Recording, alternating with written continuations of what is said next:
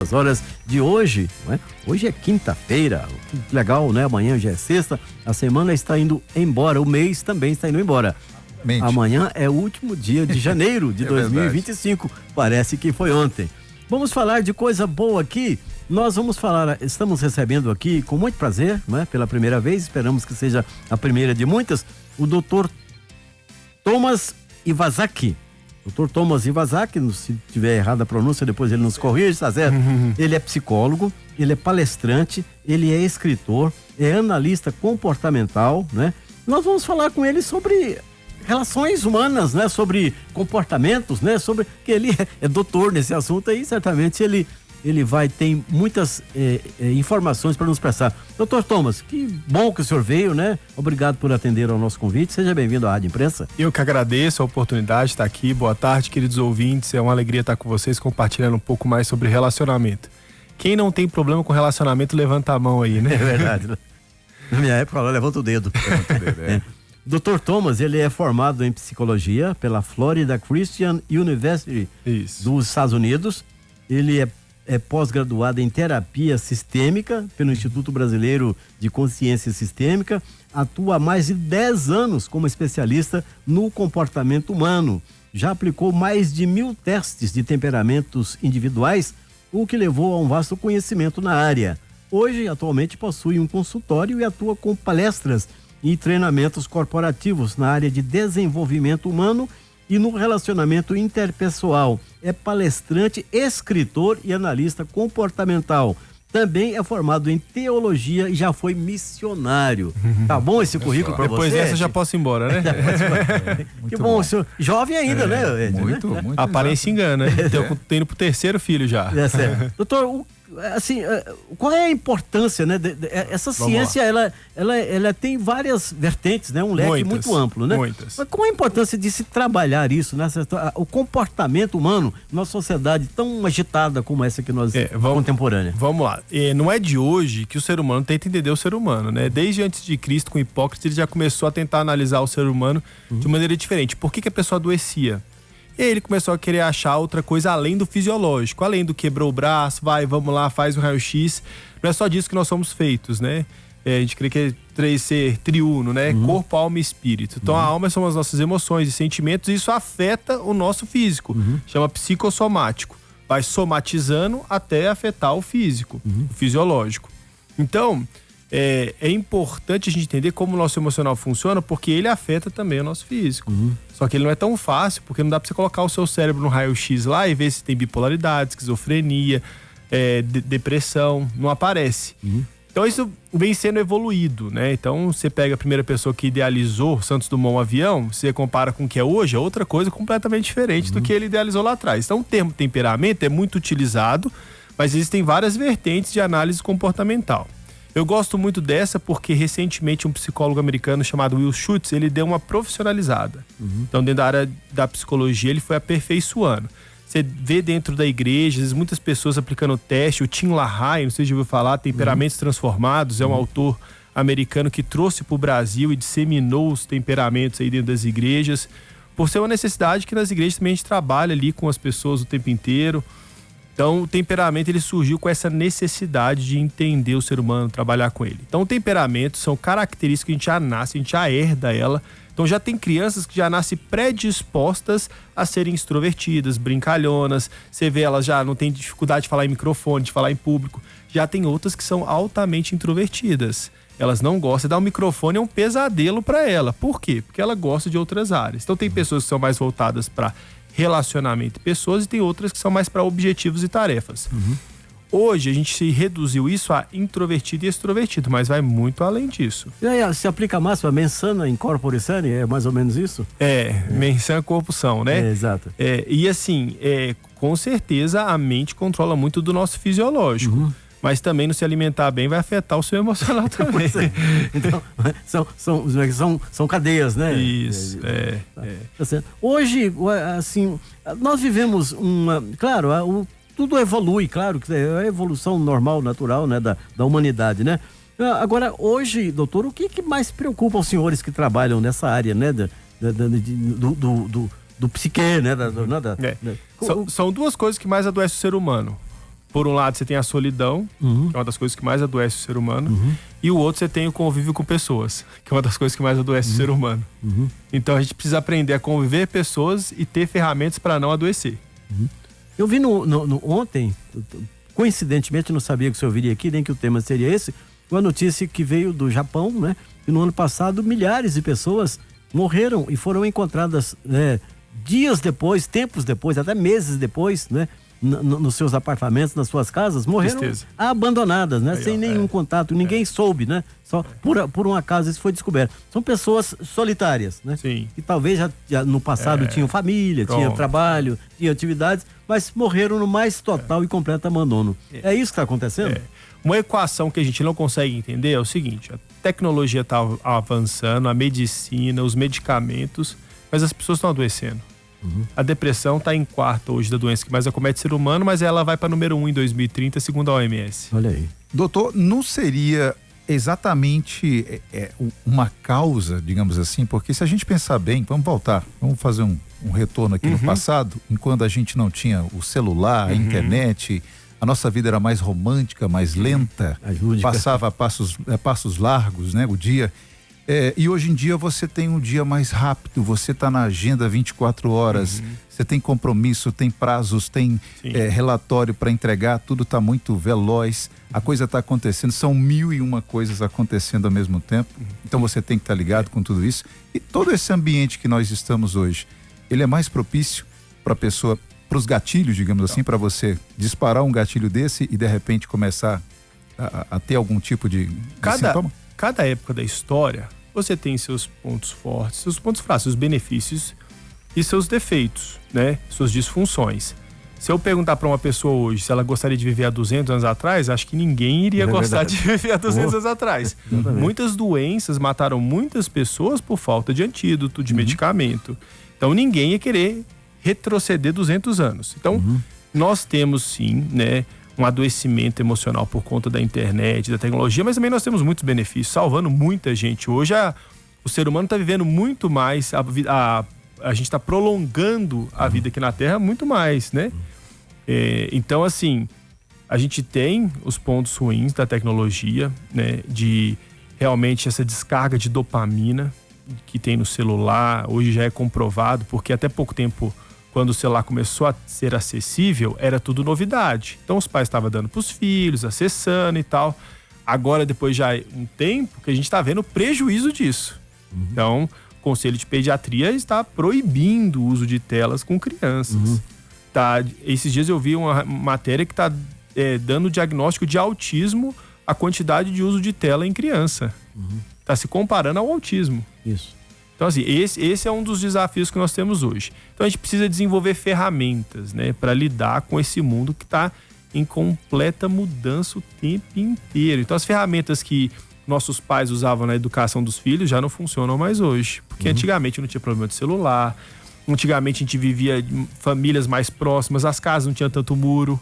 Hoje fica todo mundo com medo, isolado. Você vê gente num apartamento que não conhece o vizinho, mora 10 anos, 15... Isso há 50 anos atrás era impossível. Então tem um prejuízo que eu acho que é muito sério, que é o seguinte: antigamente a gente precisava mais um do outro. A gente não tinha celular, não conhecia todo mundo, então a gente precisava das pessoas que estavam próximas. Você brigava com o seu amigo e aí seu carro quebrava, ele era o único mecânico da cidade. Exato. Você ia ter que ir lá, tinha que morrer na mão dele. Tinha que ficar lá. Então você precisava muitas pessoas. Aí agora com o celular, não precisa de ninguém, não. Tô com fome, eu ligo aqui. Eu mesmo acho alguém que eu preciso aqui. Então eu me resolvo. Eu me resolvo. E aí a gente esquece. O grande engano é esse, né? Já é comprovado que o que garante uma velhice de qualidade é a quantidade de amigos saudáveis que eu tenho. Doutor, o seu currículo aponta aí que o senhor é teólogo, né? E missionário também, ou já foi, não sei. Missionário é missionário. Sempre, né? Sempre missionário.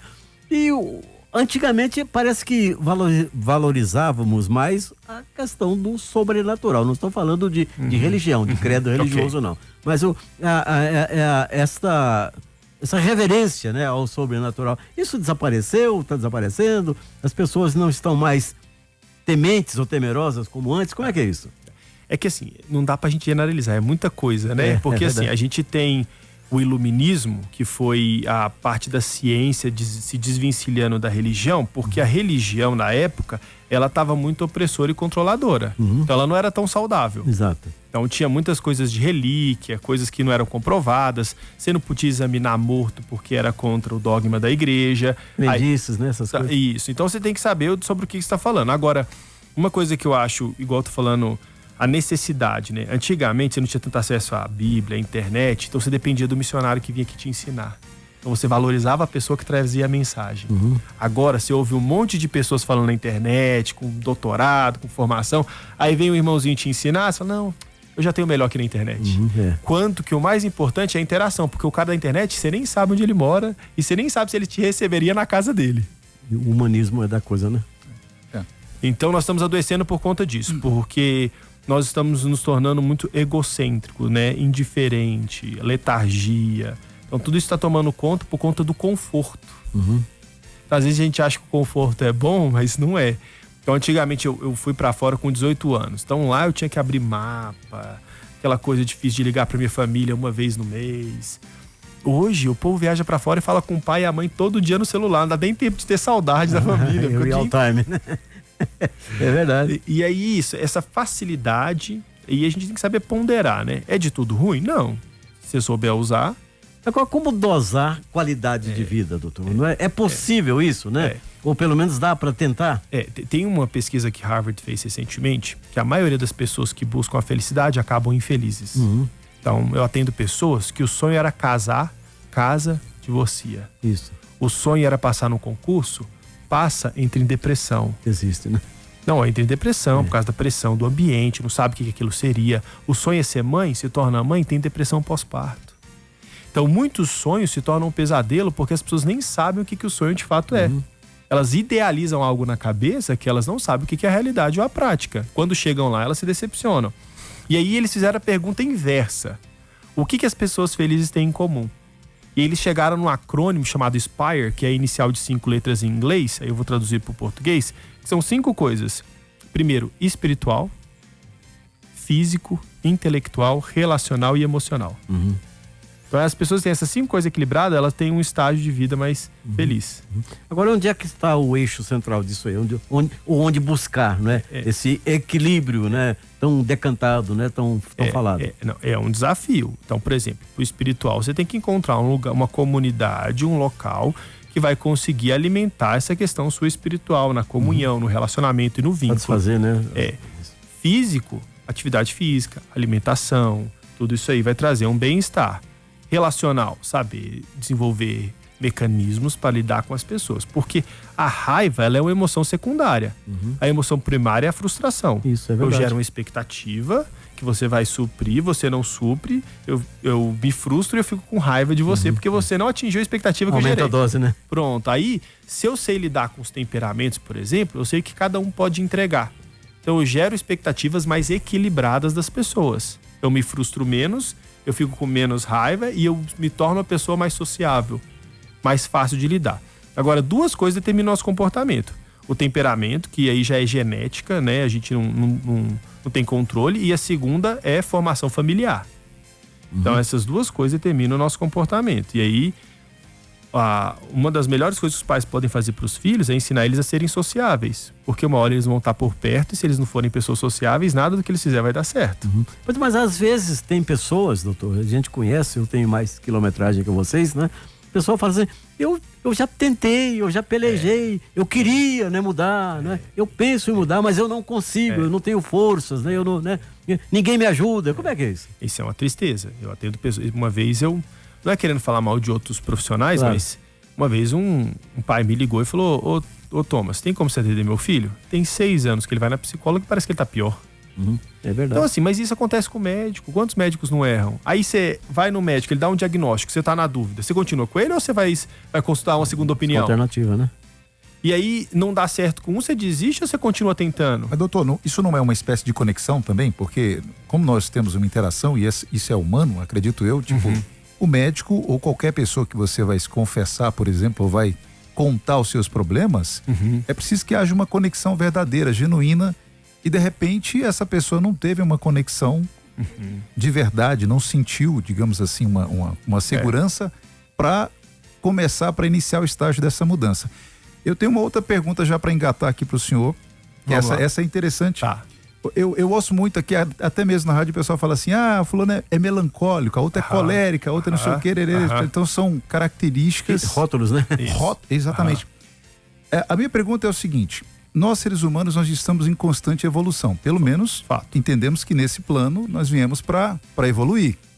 Então, mesmo que uma pessoa seja uma pessoa um pouco mais bravia no início da sua adolescência, juventude, com o tempo, é passível que ele vá adquirindo conhecimento, que ele vá se municiando e a partir daí ele já saiba lidar com algumas situações, assim como o senhor disse, saiba interpretar, perceber alguns sentimentos e pessoas e se prepare mais para esse ambiente sociável.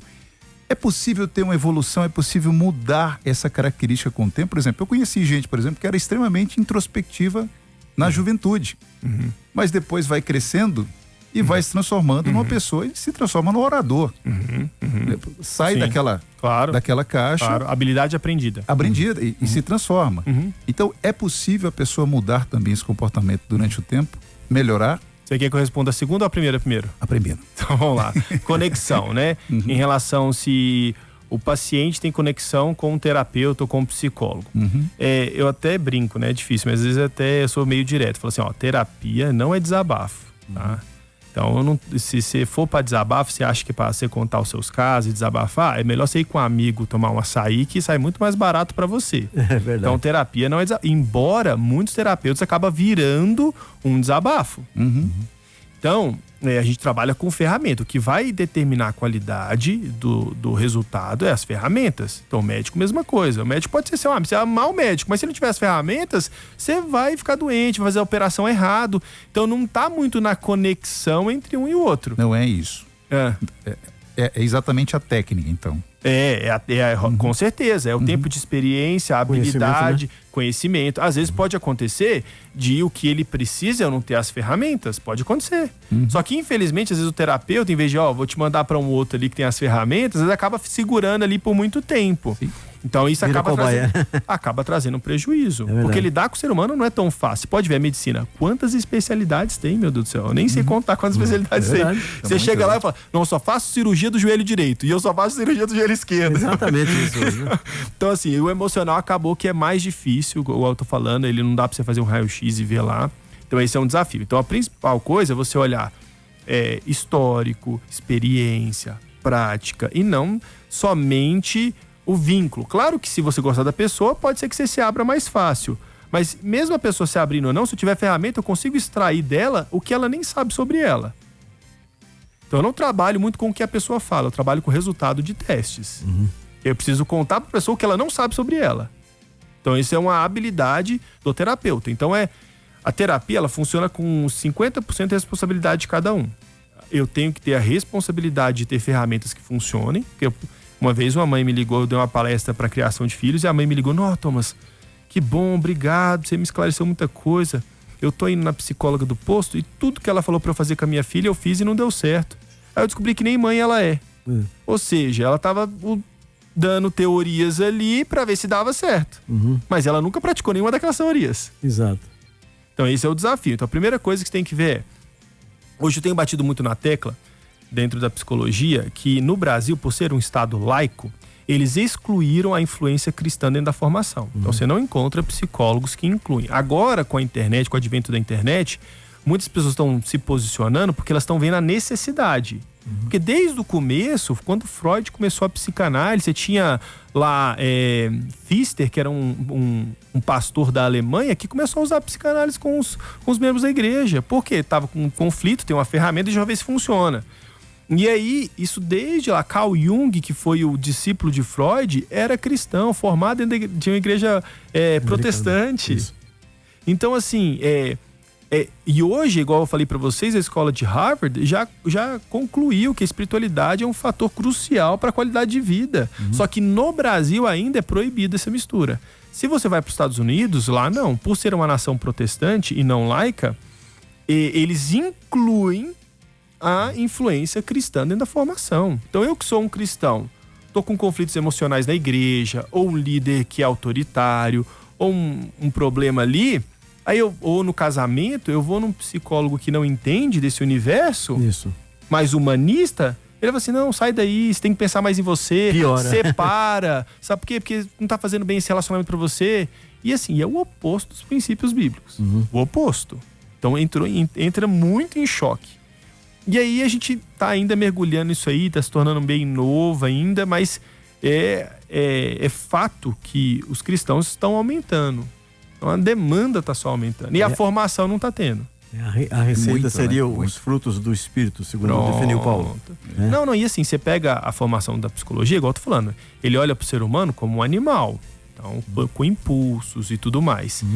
E aí, você pega a Bíblia, e ela já tem uma questão espiritual, que, para quem é formado na psicologia humanista, não leva em consideração esse elo com Deus, essa oração. Que tem toda a lógica, né? Meu Deus do céu, né? Só que assim, se eu tô tratando uma pessoa que também não preza pelo relacionamento com Deus, não é cristã, então o psicólogo que também não é cristão vai entrar encaixa o que ela precisa. Isso. Né? Porque também não é evangelismo consultório, né? Então a gente tem que ter uma ética para saber o que a pessoa precisa, mas uma pessoa que é cristã, dosagem, né? Uma pessoa que ela precisa encontrar alguém que entenda o que é a realidade dela. Porque o remédio cura, mas mata também, depende da dose, né? Exatamente. A diferença entre o remédio e o veneno é a dose, né? É verdade. É isso aí. E aí a segunda que você perguntou, eu concordo com você.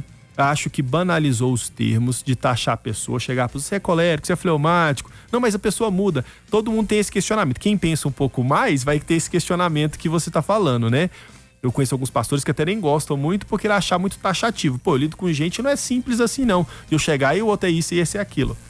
Por isso que o teste que eu uso, ele é feito com 54 perguntas. Ele foi feito com um psicólogo americano dentro da Marinha nos Estados Unidos.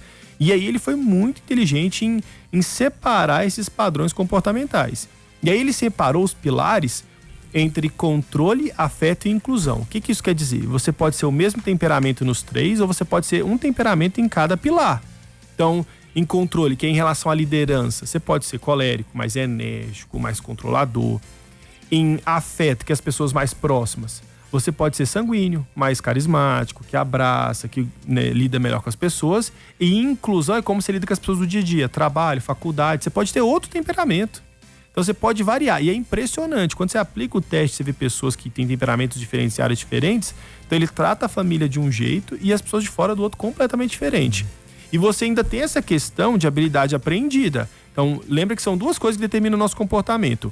Uma, formação familiar, e a outra, o temperamento. Então, por exemplo, tem questão positiva, igual você falou, o cara nasceu mais introvertido e foi aprendendo, conseguiu enfrentar os seus traumas, os seus conflitos e se tornou extrovertido ou comunicativo. Ele aprendeu uma habilidade que não é natural do temperamento dele. Mas ele tem uma dificuldade inata. Então ele teve que vencer, diferente de alguém que já nasce mais extrovertido, que já nasce sem essa dificuldade. Sim. Então você pode ter uma habilidade aprendida.